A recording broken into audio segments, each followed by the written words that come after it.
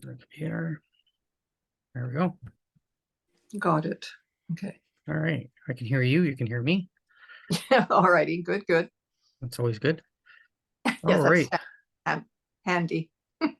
So you Oh, yes. so let's talk about Sudbury Okay, and Sudbury. stuff, growing up and stuff, right? So, Yeah. and again, I've got a checklist of questions here. I guess we could start with Yes. earliest childhood memory. Not very many. No, Uh, no. I mean, I had, well, I think I must have been about 4, Mm-hmm. and we spoke French at Mm-hmm. home. So Yeah. I was brought up in French at home, and I hadn't gone to school yet. And I don't remember the happening of the incident, but I remember walking home crying. And it seems that the neighbor boy, Mm-hmm. I was trying to play with him, but he didn't understand French. Oh. It was the winter, and he pushed me headfirst into a snowbank. Oh yeah. And when I came out of the snowbank, I lost a mitten. Oh no. One mitten. And I remember walking home crying, going, I lost my mitten. Why did he do that to me? Yeah. And my mom and the maid were at the door, saying what happened. So, and they said, oh, well, it's most likely he didn't understand you. So I remember that. Okay. I think that could have been Kenny Hitchcock, but I'm not too sure if that was who it was. Yeah. Kenny Hitchcock, wherever you are. Yes, yeah. Oh, yeah. Well, I got him back later on at Saint Denis School. I wreaked revenge. So you went to Saint Denis? I didn't know for that. a while. First school was Saint Albert, which doesn't exist anymore. So up to grade.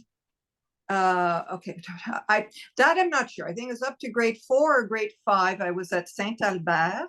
We lived on Elm Street.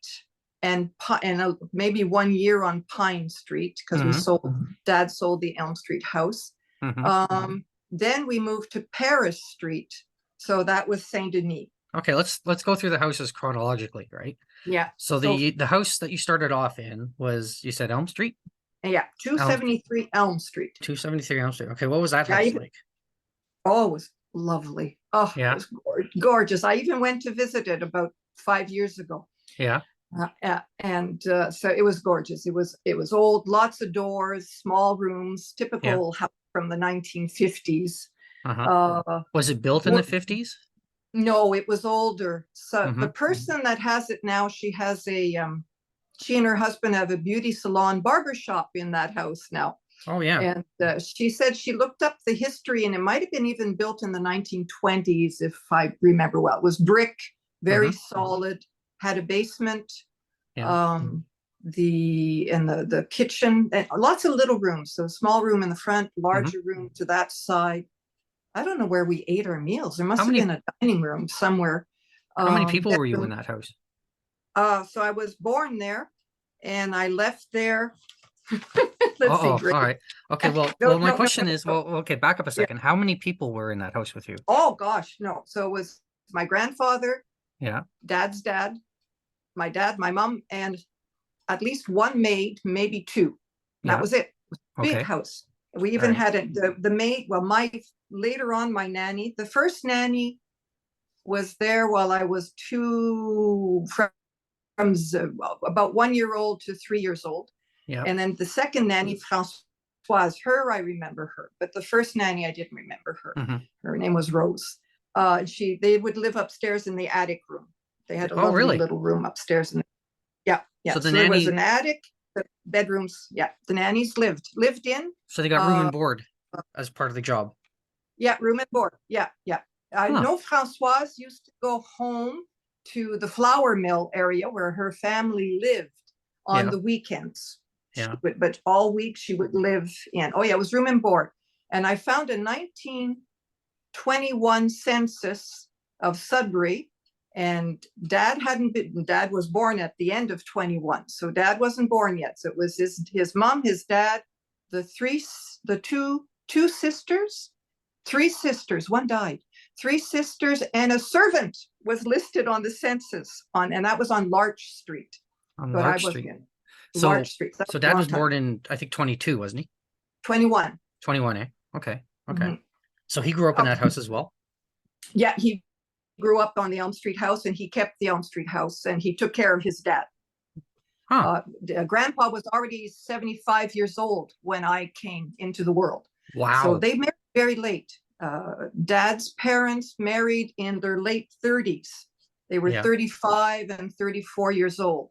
When dad was born, I think his mom was 40 years old or 41. He was the last. He Sheesh. was the last. Yeah, I Oh, know. okay. Yeah. So what about, okay, so what about uncles and aunts? Were they in the Sudbury area as well, or? Oh, yes, everybody was in Sudbury. Yeah. So it was dad's side, no, sorry, dad's nothing. So Yeah. his sister Madeline Mm-hmm. married in Montreal. She graduated from medical school at the same time as dad. They Okay. both went to medical school together in Montreal. Mm-hmm. So she married another doctor and she stayed in Montreal. Wasn't she the first something? She was the first born. Oh, First okay. First one, there's two women in the picture of dad's graduation Yeah. in 1949. Mm-hmm. There's two women in the whole class of guys in medicine. And she's one of the two women. Okay. But I think she had studied nursing and then decided to keep going into medicine, and dad decided to follow her into medicine. So they both went to school together in Montreal. And then Alice, she was my other aunt, dad's sister. She married when she was like 19 and moved to St. Catharines, Ontario. We hardly ever saw her. Hardly ever saw her. And I mean, she died, and your mom was married to dad then, and it was like really weird. The invitation came, the notice of her death came really late. Like there was very little contact. Yeah. And there was another daughter that no one ever spoke of, and she died in Sudbury when she was like 9 years old. Oh, they no. had one, dad's sister, and dad would have been 4 or 5 years old when she died. Somebody in the family said it might have been polio, but I have no idea. No one ever talked about this other girl. So they were out, but as it was on my mother's side, that there was the aunts and uncles. So there was mom had 3 sisters, 1 brother, and they all stayed in Sudbury. What was the maternal family name? Yeah, on the maternal side. Yeah. Yeah. What was the family name for that? Was that Schnupp. It's what? A Schnupp. Schnupp. Schnupp. Wow. So it comes from we think it comes from the Alsace-Lorraine area of France, because they spoke French, but it is a German name. Oh, yeah. And Alsace-Lorraine would always, over the wars, over the centuries, would sometimes be a German town. Other times it would be a French town. So we assume that's where it came from. I have no idea if that's right. Huh. That's very interesting. So he was a Schnupp. So you had you had this house basically, and that was again from Grandpa, from your grandfather running. Was it a clothing store? No, he worked he was a merchant, but I heard stories that he had worked his way up. He worked in a shoe store as a salesman. And again, he got married quite late at age 35 or 37 or something. And so he saved his money and he bought land. He bought the downtown section of Sudbury, the corner of, I think it was Durham and Elgin, where I don't know if the Bata shoe store was there when you were alive. There was a Bata shoe store. And then the road went down to a dead end where the churches were, St. Anne and Christ the Church. He owned the property on the right-hand side. He owned all that property. So Pontois Realty Limited. And so he owned that, and all the stores paid him, rent. Thank you. A rent for that. And he had his office above the Bata shoe store. He had a little office up there. Did that turn into a Woolco? I'm not sure. It's a store that's there now. I don't even recognize the name of it. I remember as a kid, Dad taking me to, he had an office down there. Yeah, exactly. That he used to go to. And I remember, basically it was like walking through a time machine. You get into this building and it had all of these like basically mahogany old wood banisters, and and these Yep. creaking stairs, and Yep. everything was made of wood, and he had a desk that looked like Yep. basically it was from the First World War era kind of thing, and it was just it was Yeah. interesting. Like there's nothing to Exactly. do, but it was just interesting to be in that air into that in that office, and Yeah. I don't know what he did I there, worked. Yeah, I would but work for him. He would. His bills from being a doctor would yeah, come to that office yeah, because OHIP Ontario would pay about 95% of the fee of the doctor's fee, and yeah, he would try to charge the patients the other 5%. And I remember one summer working there in that office, yeah. going through the paperwork and filing the paperwork and stuff. It was Yeah, neat. I The remember the when they got rid of secretary was that with it really was nice. called extra Yeah, billing actually at some point, and I there think you go. Extra it was billing. the Mulrooney, I think it Exactly. was the Remember Mulrooney that? government that Yeah. decided to get rid of that. And Okay. Possibly. yeah, Possibly. well, And so and our house on Elm Street, just if you think of it, was the same wood. yep, Everything was wood, yeah. creaky door, Oh, I and know. stuff. But that's what the house on Elm Street was like. It was gorgeous. It was a beautiful house. So you had the And aunts and yeah, uncles so coming to that was visit that. So from your yeah. mom's side of the family, and they were from Oh Sudbury. yeah, I would go visit them. Yeah. Yeah, they're all there. We would go visit a lot. The Hosanna was my grandmother on my mother's side. Hmm. So Hosanna ruled the roost. And so you would go to her house. And her oldest daughter had 8 children. So I had 8 cousins in the Hmm. Lalondes. So there was always all kinds of activities over there. And Yeah. then there was Josette and David were the other cousins from my town, Georgette. And Giselle didn't have kids. And Johnny, the boy, he had 3 girls, but we didn't see, they lived further away. We didn't see them as much, Hmm. but it was always the Lalondes and the Possum, Lalondes and Possum. And I would love going to the Lalondes because there'd be 8 kids, pandemonium going Yeah. on. One of the boys would be chasing his younger daughter with a knife in the kitchen. Younger daughter means sister. One person, yeah, yeah, sister. Sorry, sister. And the other one, there was a story once. Jocelyn, my cousin was my age. She had brought home her friend Susan when they were young, Uh-huh. and one of the twins had picked up Susan. She was a tiny girl and hung her on the hook at the front door, like where you hang your coats. They were awful, but it was lively. It was really lively in that house. I would Yeah. go over and I would watch all this going on, all the kids. So we were that was kind of neat too. So there was my mother and her 2 sisters Yep. were all pregnant in 1952. Hmm.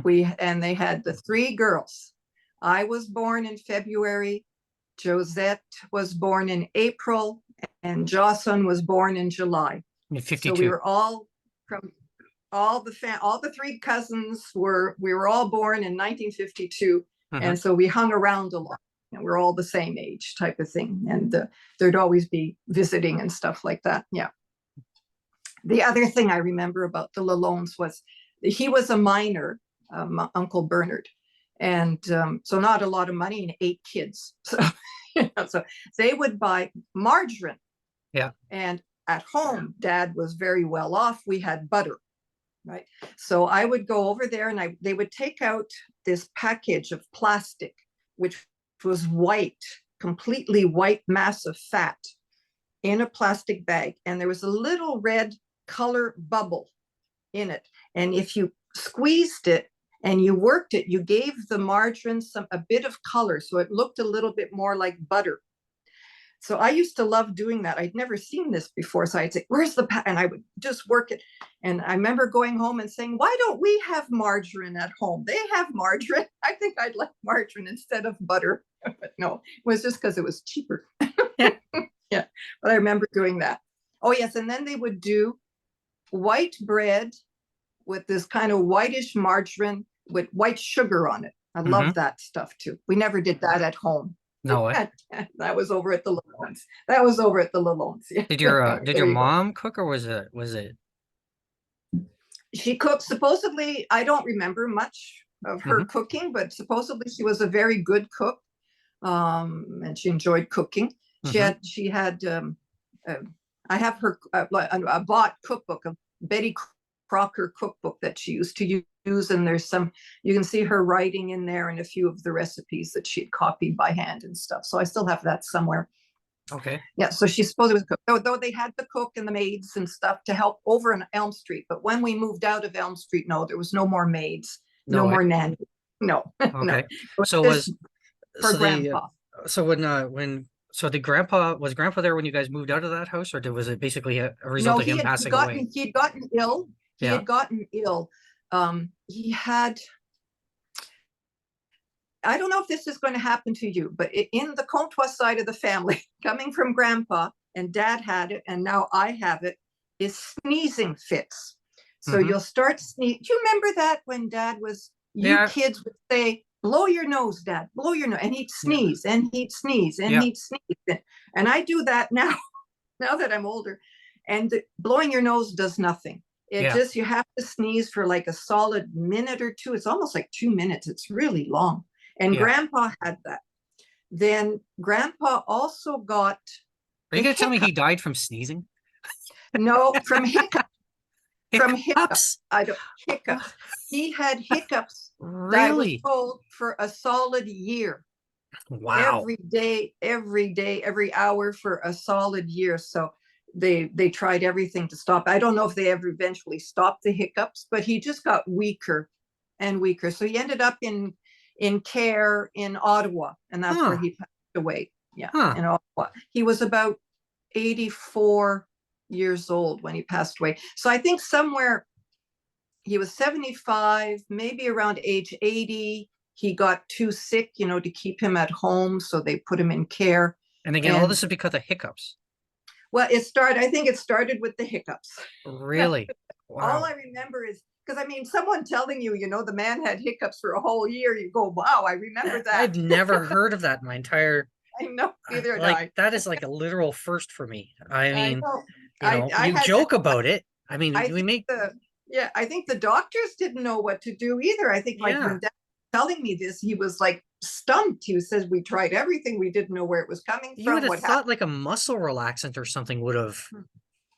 They most likely, that's what helped most likely by, later Yeah. on, because I only heard it lasted for about a year. So it did go away. Huh. But the sneezing is still here. Oh yeah. I have the sneezing. I Oh, don't know. I'm Did not you getting guys any of go? that yet. So Yeah. Okay. I Well, mean, I'm in my 70s, so it's like it's starting now. But I was, when we used to go to church, we'd go to church every Sunday, Saint Eugene, mhm. and Dad would occasionally get his sneezing fits and leave the mass. Like we used to joke and say, "Oh, he's made this up," just to get out of church and go have a cigarette outside. Yeah. Jeez. So So you we guys would went go to to church every Sunday? every Sunday. They would have, and we would, after that, we would go to the Golden Grain Bakery and buy a loaf of fresh bread and then go Yeah. home and have lunch or breakfast or whatever. I guess would be lunch. And Did you guys put up a fight about the church, or was it basically no? It no, was I just was you, fine. right? So I mean, I was fine. I even thought of becoming a nun when I was little in primary school. I thought, yeah, oh, yeah. I'll be a nun. This Yeah. looks fun.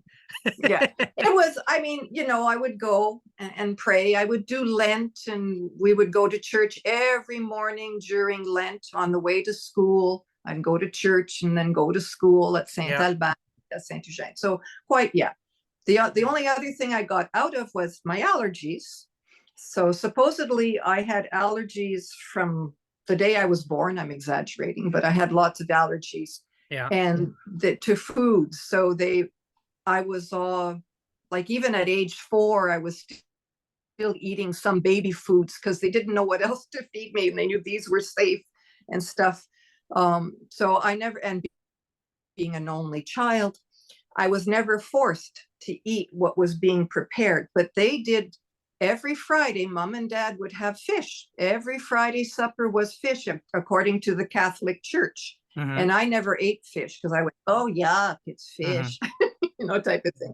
And because of my allergies and being an only child and being pampered, they never forced me. So, but we were on Paris Street, so I might have been 11 or so, 12, when I had my first piece of fish, and had a major anaphylactic allergy reaction. Yeah. Couldn't breathe.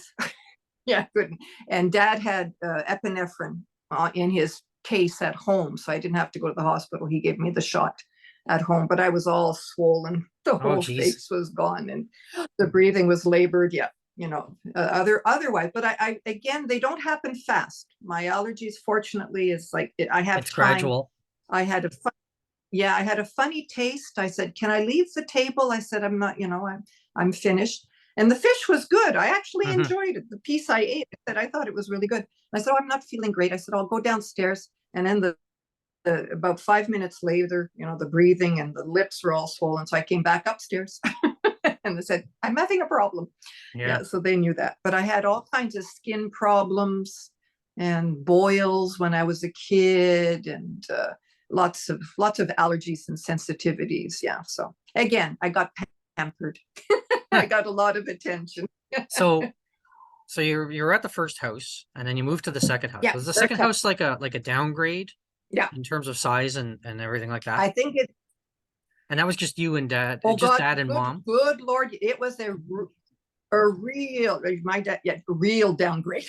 Yeah. It was a semi-detached um, at the very top of Pine Street, and they were building other houses a little further on, but Pine Street ended. It was all rocks. Yeah. That was fun. I used to have fun playing in the rocks. Yeah. But it was a definite downgrade. It was a very simple little, maybe 3-bedroom thing. Do you remember? Oh no, you weren't. You were too young. Laurentian Village. It was a little bit Yeah, I like remember the Laurentian place in. Village. I Yeah, don't it remember was a living. bit I like. didn't live there, but I mean, Okay, I you drove by remember. it enough times and they Okay, have the and equivalent. it was a little house like that, Yeah. Okay. up Okay. narrow and going up and down. That So that's a very definite downgrade, right? yeah, But it again, was a downgrade. okay, so But grandpa passed away. So then and then you I guys think downgrade to I this think other they house. downgraded even before. I think when he went Yeah. into the hospital in Ottawa, he left the house. They didn't need the maid. They didn't need a 1, 2, 3, 4-story house, for Yeah. 3 people. Yeah. Okay. So I think that was it. And he wanted to. Okay. He sold it to the nuns. Yeah.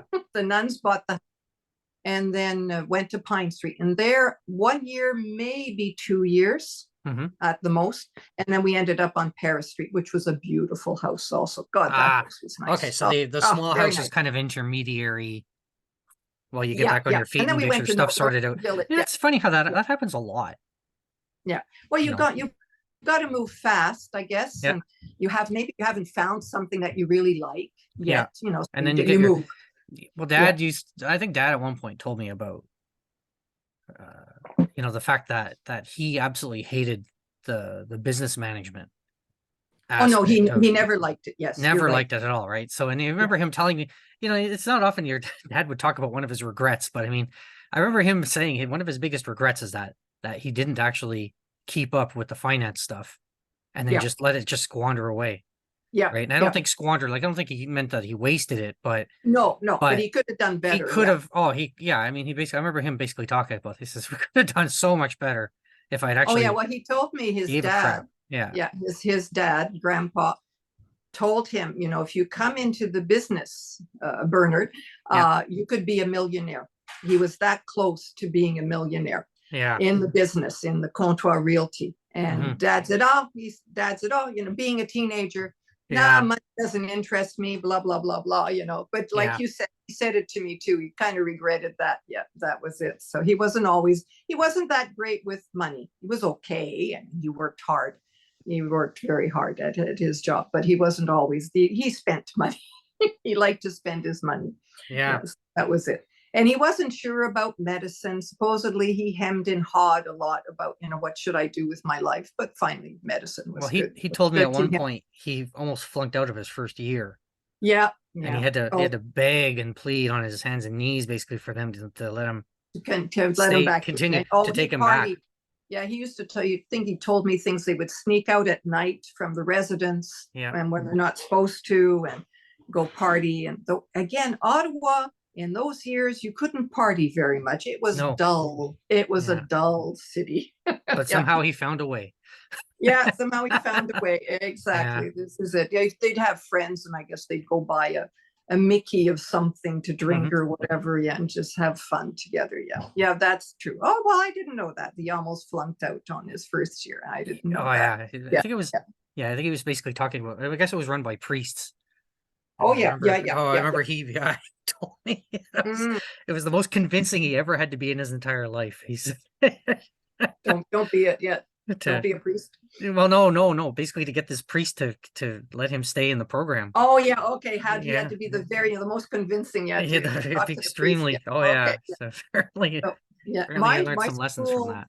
yeah, my secondary school was all nuns. It Yeah. was the Grey Nuns, no Notre Dame College. So when you And switched, sorry, when you switched so houses, okay, so when we you, went to Paris Street, and from yeah, Paris Street I went to Saint Denis, yeah, and we would ride to go to Saint Albert from Elm Street. I'd walk. It was like 8 minutes. I yeah, could walk home, yeah. back That's not home. a big trip. Yeah, it was, and I was, even though you were little, it was safe. You walked past the church, and it was like a few blocks. Yeah, And Saint Denis was more like 2 kilometers maybe, and we would ride our bikes. That's yep. where I learned to ride a bike, was on Paris Street. I remember Dad teaching me and stuff. Coming, running behind the bike, when they take the training wheels off and stuff. Yep. And then I would ride with Josette, my cousin, and her brother David. We would ride our bikes over to Saint Denis. It was quite the hill to come back. Oh my God, that hill I know coming back that. was Yeah, terrible. yeah. That area is crazy. Yeah. I mean, It was downhill to done get to vegan school. pork. Yeah, Yes, it was downhill, but horrible. Some days I would have to even walk my bike up. It was just too much. yeah. So I did that. Then I went to Notre Dame, and I walked to school to Notre Dame. And that was another 2 kilometers, about 30 minutes there Yep. and 30 minutes back. Even in the winter, you can tell your boys. Yep. Yeah, oh, yeah. I walked. Yeah. We all did. With the snowsuits Oh, on. Yeah. you got to watch the video with Uncle Terry because it was uphill both Oh, ways in the snow. I know. Yeah. Oh Fighting God. Yeah. I off remember polar the bears snow with your too. binder. Yeah, no polar bears, but in the snow. Oh And yeah. you didn't mind. I mean, I didn't mind. You'd always meet up a couple of friends who were also Yeah. walking to school, and you chit chat Yeah. along the way. It Well, was you were okay. dressed So that for was it. Notre Dame. Yeah. Well, I mean, you were Oh, dressed good for the Lord, full, we right? were dressed for it. Oh yeah, Oh you yeah. wore everything. Yeah. Yeah. Oh no, Yeah. you were well dressed, well covered. Yeah, and get to school, you take it off. It's no problem. Oh no, it was no problem. No. And I didn't ride my bike to Notre Dame, though. We walked, mostly we walked. Yeah, Oh so yeah. that was Notre Dame. And I went there till grade 11. And then Mom and Dad were having lots of problems in their marriage, mostly because of Mom. And they wanted to separate. And so they sent me away to school. They didn't tell me this. They sent me away to boarding school in Ottawa for What year grade was 12. 1967. 67, yeah, around, because I remember it was Expo 67 was going on in Montreal. Yeah. And the school, Mont Saint Joseph in Ottawa, brought us to the Expo 67 in September. So it was 67, yeah. So I had that year at boarding school. Parents separated. Mom took an apartment in Ottawa. Dad still, I think that's when Dad most likely left Paris Street to go to Laurentian Village, again downsizing because it's just him in the house. And because I remember being when I was 18, I remember being in the Laurentian Village there, staying with Dad for the summer. So I was at school at Mont Saint Joseph. So Mont Saint Joseph, and Mom died. So that was 67 into 68. And then she died in May of 69. So she was only in Ottawa. Okay, well, we just skipped through like about a decade, 2 decades worth of stuff there. Yeah, so I know. Let's backtrack a second, right? I went through school. I know. Okay, right? let's go back. Okay, let's go back. So you move into this new house, and so you're basically there with your just Street. with Mom and Dad and that sort of thing, and you're going to Saint Denis. Yeah, I'm going to Saint Denis. Saint Denis. Okay, so what was Sudbury like back in those days? And I specifically. Yeah, go ahead. Okay, so we were talking to Uncle Terry, and Coppercliff was its own town for a long time, right? So we got his perspective of what it was like to grow up basically in a mining town. Oh, right? Well, Sudbury wasn't.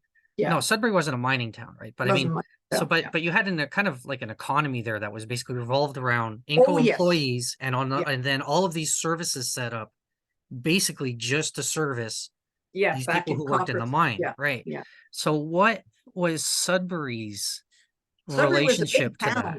It was. It was But 92,000, 93,000. Right. did it start off though as a mining? No, as Sudbury way back was called Sainte Anne des Pins. Okay. And it was, all it had was a church. A church was being built, and it was called Sainte Anne des Pins for the workers in the woods, you know, the les bûcherons and all that. And when they decided to make the railroad, okay, CP, because, you know, Pacific Railroad across Canada, and they started, they surveyed it, and Sudbury was picked as a good spot to bring the railroad through, you know, to get it out to the west. And then when they started blasting, they found the nickel and the copper. They never knew it was there. Okay. Okay, so then it became a mining town. And it was still, well, no, this was Sudbury. Okay, Coppercliff was just on the edge there. I don't know when, I have no idea when Coppercliff became Coppercliff. I just, Sudbury itself. Okay. So Sudbury started off as a mining town. Yeah, because as a mining town. So it was still called Sainte Anne des Pins. And it was a man, Mr. Worthington, who was the supervisor for the work for the CP rail as it was being built. His wife had come from England, and she came from the town of Sudbury in England, and he named the town Sudbury in his wife's honor. Nice. Okay. Yeah. And so she never went to Sudbury. She lived in Toronto. They lived in Toronto. He would travel up to Sudbury for the job. So he names it after his wife, but she doesn't even have the decency to come live there, right? No, she never came. As far as they know, she never came to visit Sudbury. And then his surveyor, his main surveyor, was a Mr. Ramsey. Oh, okay. And William Allen Ramsey or something. And he was a really good surveyor. And in his honor, Mr. Worthington named the lake Ramsey Lake. Okay. It used to be called Lost Lake back then. Okay. I'd say that's an improvement. Yeah, Ramsey. So that's where Sudbury and Ramsey came from. And then it just, like you said, they found the mines. They started, you know, so it evolved doing things with the mines. So it evolved from a mining town. But I mean, it was interesting. At one point I was making a visit up there, and I was listening to the radio, and they were talking about how Sudbury was the only Northern Ontario community that was self-sufficient. Oh, okay. All of the other ones were basically on life support from government subsidies. Whereas Sudbury was actually still its own thriving economy, right? Okay. So I'm curious, and I don't expect you to know this, but at some point it had to go from a mining town to having enough other industry to basically take away its dependence on the mining. Yeah, I know. You know, we had, well, how many? We had at least 2, if not 3 hospitals. Yeah. We had the lake. We had all the fishermen and the hunters would fly out of that lake to go to different places up north. Camps. We had we didn't have the science center or something, no university back then, but we had lots of schools, the high school, the tech, the Lockerbie school. It just you're right, it's true, it did manage to keep itself afloat. And even when the mining really diminished, Sudbury managed to keep afloat. That's true. We had the railway, the train came right into town. We had the I remember Dad took me on one of the last rides. Last rides of that train. He was actually it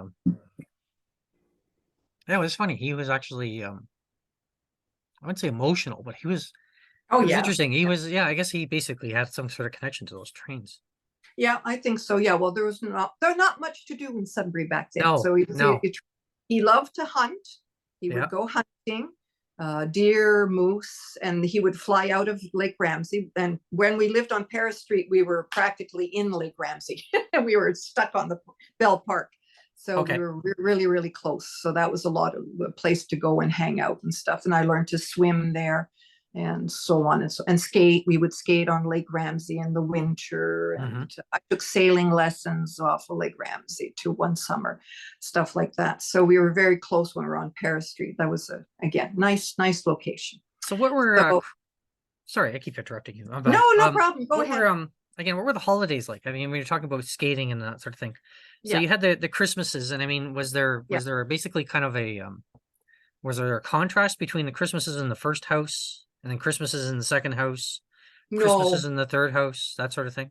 No. no. Only when it was Dad alone. I don't even know if he put up a Christmas tree in Laurentian Village. I'm not sure.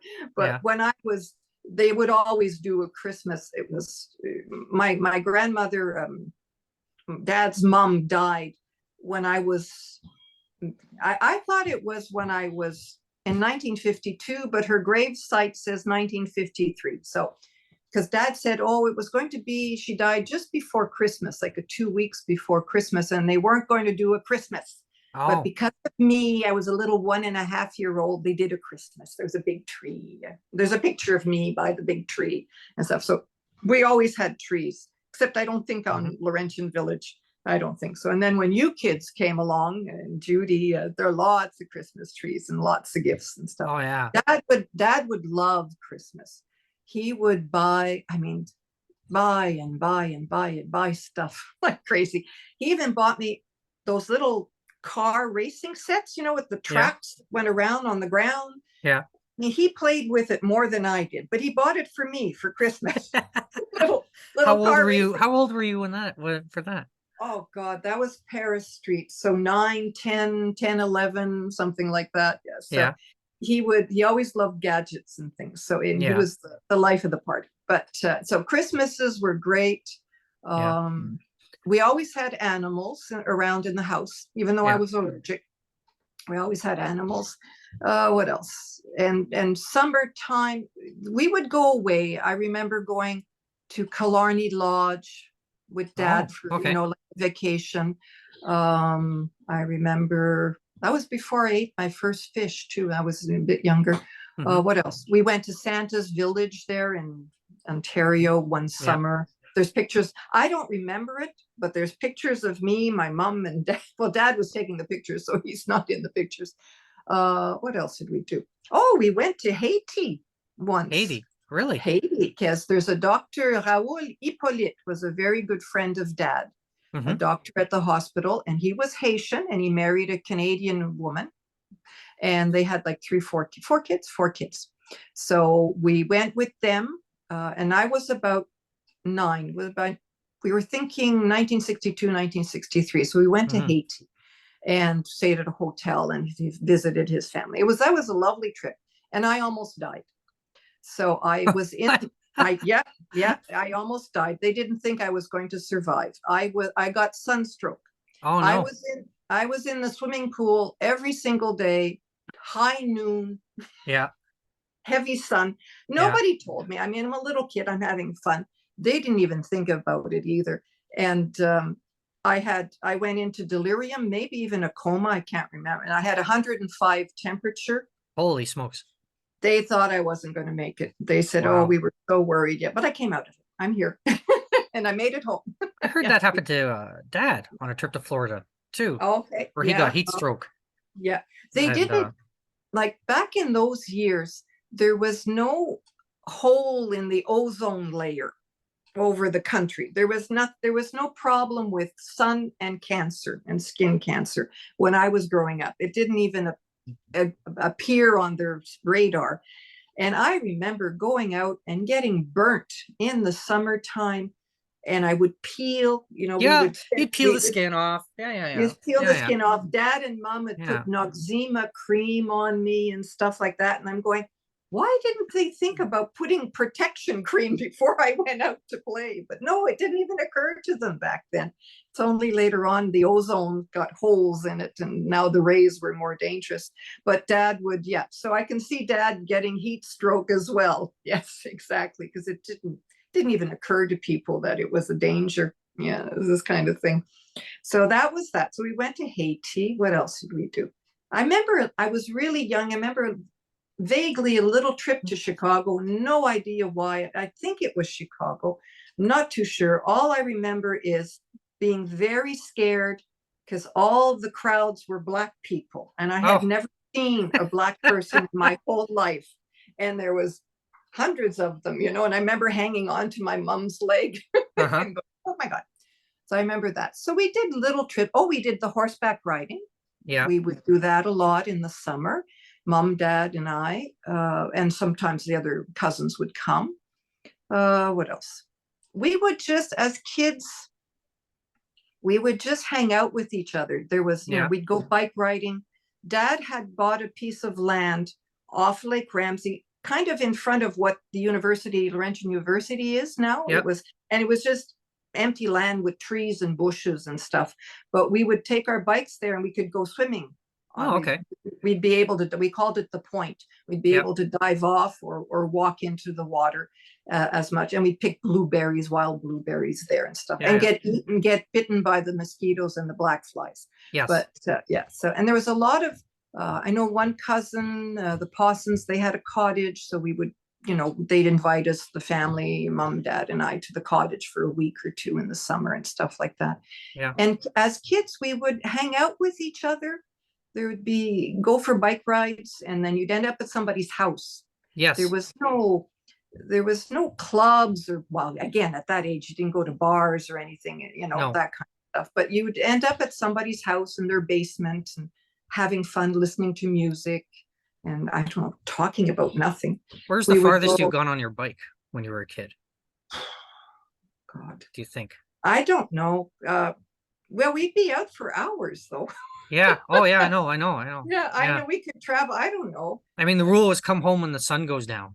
Yeah, when the lights came on. Yeah, when the lights came on. The street lights would come on around 9 o'clock. Summertime, it'd be around 9 o'clock. And that was always open to interpretation, right? Yes, so exactly. Should I be home when the lights come on, or do I just start coming home when the lights come on? That's true too. We would just start coming home. Sometimes you would start coming home. Oh my God, the lights came on. And then you'd look for that one light that didn't turn on, and that would be the light that you would, well, that light wasn't on technically, so I was still good. I thought you meant when all the lights turn on, Oh, yeah. Oh, yeah. But dad was easygoing. I was alone, and we had enough money there. I'd have parties, so all kinds of parties, mixed parties, pajama parties for my girlfriends and stuff. And if the guys came to the party, let's say a birthday party, Dad would be the life of the party at my party. I was horribly embarrassed. Dad would be dancing, having fun with all the kids, and I'd be going, oh my God. And how the old kids, 11, 12.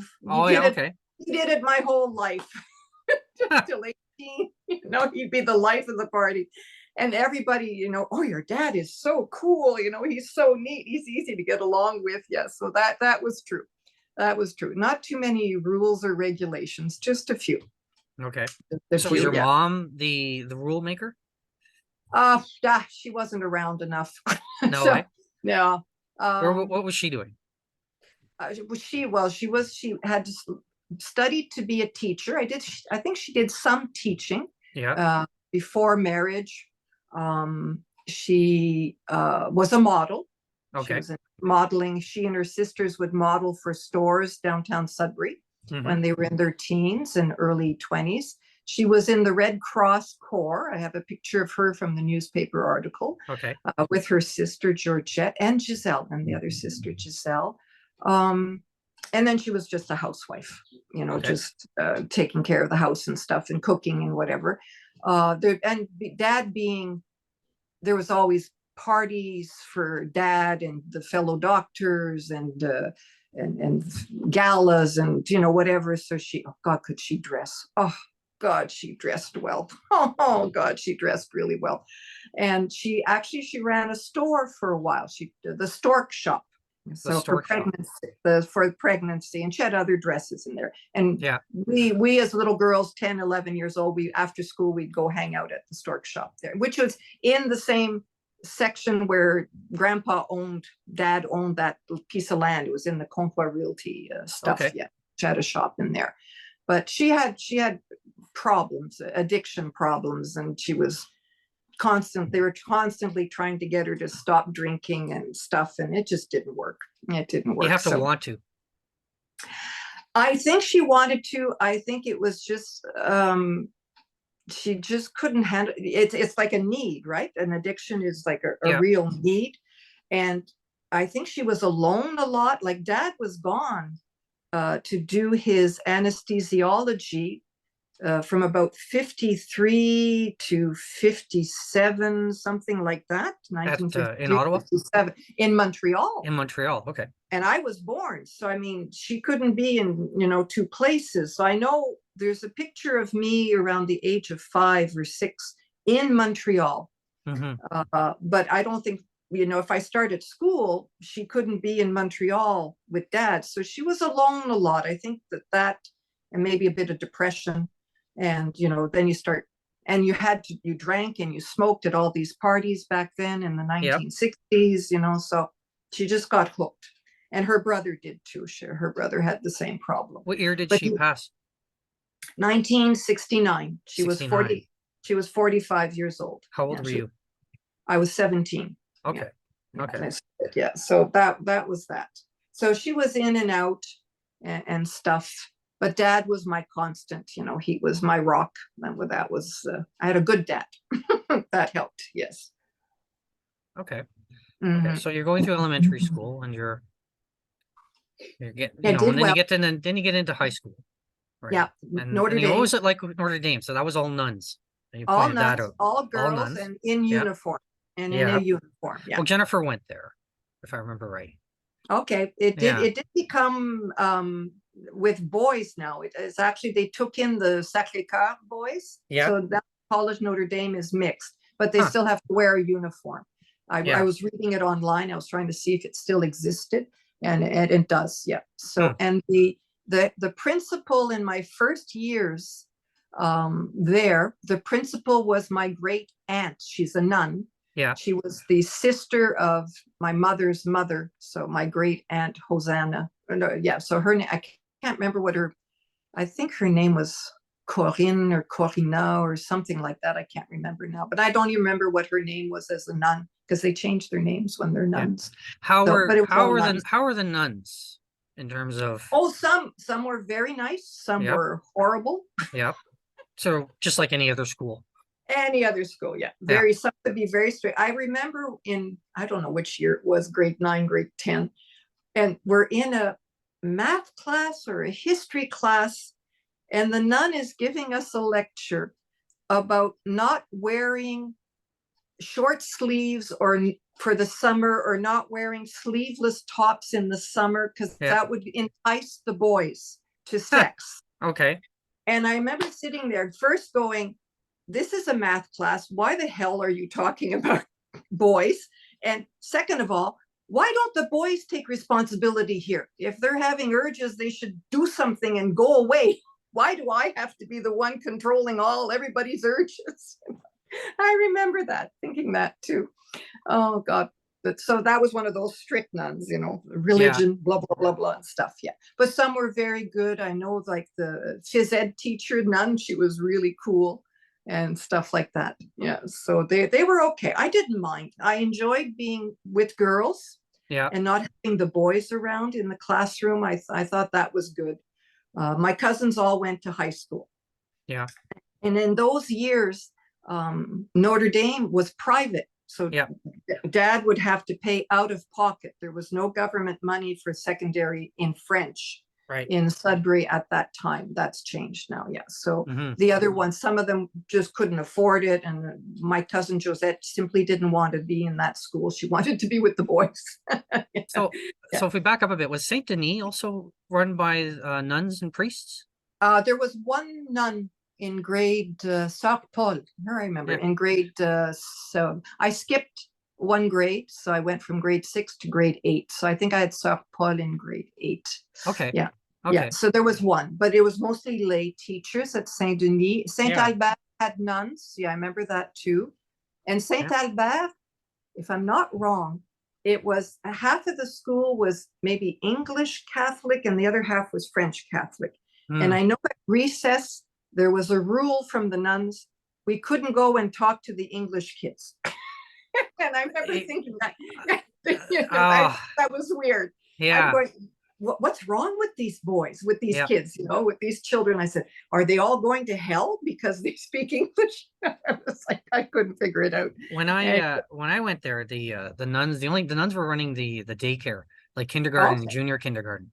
Okay. And I remember, I don't remember at all anything in particular, but I remember their outfits Oh, yes. terrorized the hell out of me for some reason. I thought that was like just Yeah. they looked so intimidating in those Well, outfits, you my know. principal, my great aunt, we called her the Black Knight, Yeah. and when she walked down the hallway, boy, the kids, the girls Oh would all yeah, like the hide Red in the Sea. classrooms. Yeah, Yeah, it's oh like yeah, you got out of yeah, their party. way. Holy Yeah, crap. crap. Yeah. I know. Yeah, I think, Yes. and I remember there was a kid in there was a kid in, I mean, even in kindergarten, I remember there was this kid, Terry Shaw, or it might have been somebody else, but one kid actually punched the nun in the stomach. Oh no. Oh yeah, yeah. He didn't want, as much as I didn't want to be there, he didn't want to be there more than me. More than you. Yeah. It was anyhow, and I mean, I mean, he got away with it. So I mean, Well, yeah. Well, no, you're yeah, young, yeah, he's and young. boy, I mean, he was yeah, like and 4 or 5 boys, years yeah, old. Yeah. and Anyhow, boys tend to push oh and yeah. shove, and when Oh they're yeah, not, but I mean, yeah, he kind of honestly thing. he did not want to go along with that plan. But man, I just remember thinking, how is he still? Well, I didn't think that, but Yeah, I'm yeah, yeah. amazed. She didn't. Yeah, she didn't get mad, but she got mad, but not that mad. I remember they had Not the that. Yeah. Oh, ruler, yeah. the ruler that they would use Yeah. Oh, yeah. on the hands. I don't know what I did wrong. I got Yeah, slapped once with that ruler yeah, in high school. yeah. That hurt. Oh yeah, And yeah, and oh yeah, dad never did that. I never had corporal punishment at home. I don't know. I would yeah, pout, when I would yeah, get upset about something, I would pout and go sit in a corner and sit by myself. But dad, once I mouthed it off to dad for some reason, again, it was on Paris Street, and he slapped my hand. And I remember being so shocked. It was like, yeah, this yeah, man has never done this before. I must have done something really wrong here. So I realized what I had done. I said, oh, I shouldn't have done that. I was being uppity, the typical teenager, I know it all, nothing type of thing. So, but that was it. That was the only thing. That was the only thing that ever happened. And I was shorter than everybody else. My cousins are taller than me. So I always would sit in the front of the classroom. yes, So I was a good student. Couldn't yeah. get away with very much being in the front of the classroom. Did you ever have any of those dances in high school where they would throw together like a ball or a dance and invite students Yes, from we the other did. high Yeah, we had schools this. to Yeah, come we had along? the Sacré-Cœur boys came Yep, for one. I can remember that vaguely. Yeah, yep, the Sacré-Cœur boys were invited for a dance because there was no boys at Notre Dame back yep, then. Yeah, yeah, okay, yeah, and that was well supervised. Blah blah blah. Dad once on Paris Street. He again, I was young, less not 13, maybe 12 or something, and I had a birthday party, and he hired a dance teacher, and we invited the boys and the girls, we had even numbers, to teach us things like the samba and the rumba oh my the god, what how was that? the boys seemed very uncomfortable. That's all I remember. I had fun, but it Yeah, was well done. But I remember the boys being lined up and the girls lined up facing each other, and the teacher talking was a man teacher, yeah, and guy talking. Yeah, it was a good idea. That was a good idea of Dad. And we would, when we were younger, or teenagers, we would go to the YMCA, had dances on the weekends. The yeah, YMCA was up on top of a hill, yeah, I remember that one. and we would go up It's there. still there too, isn't it? Yeah, I think Yeah, so. Yeah, it's yeah, still there. And that would be maybe Saturday night or Friday nights and stuff. And then it would be, so we were older, and we were allowed to stay out till maybe 10:30. I think it mm-hmm. was 10:30. My cousin Josette, her dad was very strict, very, very Yeah, strict. And so, but Josette would be having so much fun. And I'd say, it's time. I'm always following rules. I'm the rule right. person. So I'd say, it's Josette, we have got to go. We're going to be late. We won't get home in time. And she'd say, oh, no, let's stay 5. We would have to run home from the Y, run all the way to Paris Street to get home in time. Oh, God, so she wouldn't get held. I was Oh, just my about to ask Lord. that. How did you get around in I'm sorry? Sudbury? Well, how did you get around in Sudbury? Walked. We Walked walked. everywhere, eh? Walked everywhere. The bus system was horrible. Oh yeah, It was slow. It was not I remember. helpful. It was Yeah, just walking. We would walk everywhere. I would walk downtown, over the Iron Bridge, down the street, past that horrible hotel where all the drunks would hang out, and past the arena and the train isn't it the station. Colson? Yeah, I guess it's the Colson, eh? The Yeah, Colson maybe. Hotel? Yeah, I think so. It had a bad rep and it didn't look good. And then there was that tunnel that went under the train tracks. Yeah. Oh, I love that tunnel. Yeah. One year. Okay. Did you know about the Bell Mansion? The old building, it was on Paris Street, at the top of Paris Street before you got to the train tracks. And it was some rich man called Bell had built this beautiful, beautiful mansion, stone stuff. And when I was a teenager on Paris Street, it was in ruins. It was all boarded up. Nobody lived there. We would routinely break into it to walk around inside for the hell of it. I mean, there was holes in the floor. There was nothing happening, but it was spooky and, it was illegal, and we would do that. Right. And then so we used to break into Bell Mansion, or it was already broken into. It was easy to walk in. So we did that a lot, and at night. And then the other one was, there was one of these, not a cone, but a warning light for the street. There were some repairs being done on the street near the arena. Yeah. And so we're a group of kids. Don't ask me why. It must have been Josette's idea. We picked up this light and we brought it with us. And it's, it's shining. Yeah. We go into that underground tunnel, that walkway, and we put the light there in the middle, and we stop people. We go, stop the light. You have to stop. You can't. How old were you? These adults would just, 12, 11. Okay, so 12. the adults are like, what the hell are you doing? We're really upset. They would say something like, you kids go home, or something. Yeah. That is funny. I don't know. We thought it was funny. And with the other thing we did, that was my cousin Josette again, and her brother David. God, they would stand across the street on Paris Street, or a little smaller street. Yeah. And then the two kids, and pretend that they're holding a rope. They would be, oh yeah, we got this rope. So a car would come and see the two kids and stop. And then the kids would run away and hide. Oh man.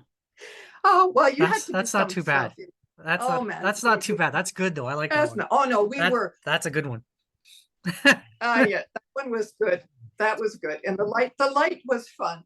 The adults did not appreciate it, but the light was fun. And what else would we do? But we would do fun stuff, and we did a lot at the lake. And there was a canoe club at the lake. One summer we hung around the canoe club and stuff. What else? But and movies. We'd go to the movies. The movies. Okay. We watched. There wasn't a lot of TV, but we did watch TV. Okay. Dad bought a television like really early. Sudbury was the 4th city in Canada to have its own TV station, and it was, I think, it was in 1953. CKSO TV station. So it was the 4th city. And so Dad got a TV set very soon after that, 53, 54. So we would watch TV together. There wouldn't be very much. It'd be like 2 hours of TV a day, and that was it. You'd have Ed Sullivan and the hockey games. So, and I was thinking about this when I was talking to Uncle Terry about this, is that you guys have grown up through some of the most amazing technological advances. Oh, good Lord. Yes. That we've ever seen, basically, I know. I mean, you went from what the earliest movie you probably remember would have been probably black and white. Oh, good Lord. Yeah. TV was black and white. Black and white, Yeah. And I mean, Dad. Oh, Dad. If you think about it, his movies probably didn't even have sound. No. When he started off. One. Yeah. Yeah. Right. Oh yeah. And I mean, so you go from him growing up as a kid, basically, to, which is, and I mean, you have these pictures of him with his cars. I mean, no wonder, basically, I can understand why he loved cars. Yeah. Oh, he loved cars, Yeah. And then again, you guys going from, again, black and white. And then, do you remember the first color movie? Like, do you remember the transition from black and white movies to color? Or were they always in color? Really. I remember it said that in Sudbury, the TV station did color, was 1963. Okay. So they put in color for the TV. Now, when we went to the movies, Hollywood, back in the 60s, they must have been doing colored movies. Oh yeah. Yeah. The color came in the 50s. Movies. Yeah. Yeah. Okay, we would go to the movie place, and Dad off Elgin or something and watch. There was one time, can't remember. I might have been the Godzilla or Mothra or something movie. And anyways, we would go like a Saturday matinee. You know, the kids, we were like the cousins and a few friends and stuff. And the movie, I remember this, the movie was so good that we sat in the theater and we stayed for the second viewing of the movie. Sure. We came out, it was pitch black out. Yeah. Nice. And the parents were a little upset. Yeah. What time did you get home? I remember we got home, it was like past 6 o'clock or something. Like it was past supper hour. Because I guess we went at 2, it went from 4, and then we saw the movie at maybe at 5 to 7, maybe it was even 7 o'clock. But it was really getting dark. And I remember we came out and we were so worried. And poor Josette said, oh my God, I'm going to get killed. We had no idea that time would go by like that. Well, that would be like what, 4.5, 5 hours basically at the theater. We had fun. You know, you eat your candy in the movie theater and stuff. Yeah, that was funny. That I remember that. Okay. And there was so that was that. So we would do those I know, but Dad was like I remember him.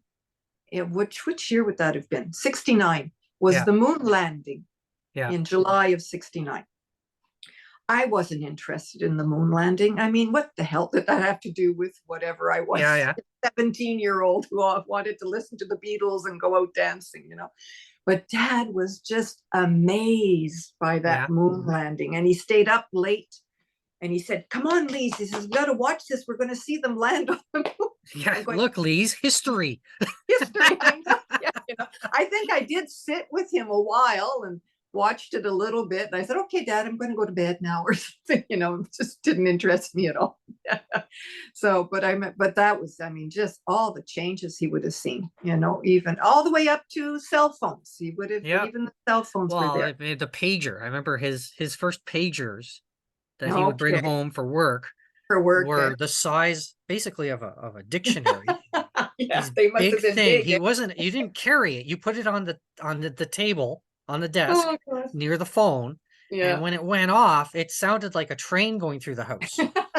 Right. And it was you know, it was like, you know, anywhere in the house you could hear everybody could hear it, but Dad. Like Dad had the most incredible ability to tune things out when he needed to. And I remember it's like, Dad, your pager's going off. What? Your pager. I remember when in my days, it was just the telephone. There was no pagers.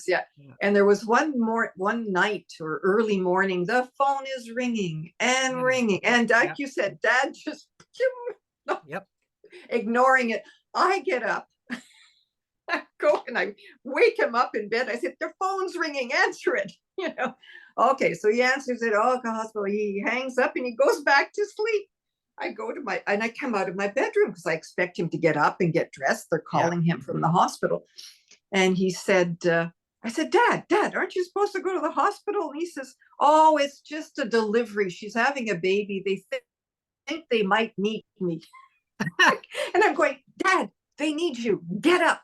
Yeah. Go there. The poor woman is having a baby and she's having problems. I can remember that. I know, but he wouldn't hear it yet. They wouldn't hear that stuff. No. Yeah, he was, that was good. Oh, geez. That's Dad. That was Dad. Very kind of easy going. Oh, very, very easy going. You said you only had an hour for this. We're already at 9 o'clock.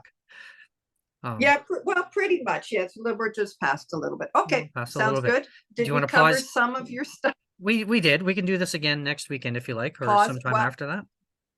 Hold on, I'm going to pause the recording. We should, because my hubby. Okay.